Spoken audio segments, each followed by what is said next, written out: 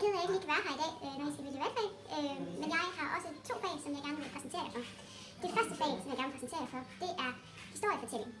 Hvis I nu lige forestiller jer, at I lige vågnede her om morgenen, uoplagte, I har fået morgenmad, I har spist havregryn i havrebrasen, og så kommer I ind til mig i gymnastiksalen. Her har jeg gjort måtter klar, som I kan rigtig lægge jer noget på. Så kigger den, så får I tæppe over jer. Så lukker øjnene. Og så skal I egentlig bare ligge og slappe af. Ikke sove. Ligge og slappe af. Og så går jeg lige så stille rundt og læser op af nogle rigtig, rigtig gode bøger, som jeg har valgt. Nogle bøger, der handler om det at være menneske, hvordan man kan udvikle sig. Måske nogle kendte forfattere. Nogle, som I har hørt om, men som I ikke har læst. Men hvis det var interessant for jer, I må også i stedet for at ligge og sove, I kan tegne. Men det var det ene valgfag, så jeg håber, I er friske. Så er der valgfag 2. Nej, 2. Valgfag 2, det er rulleskøjter. Så har I lyst til at komme ud og prøve kræfter med at stå på ruller.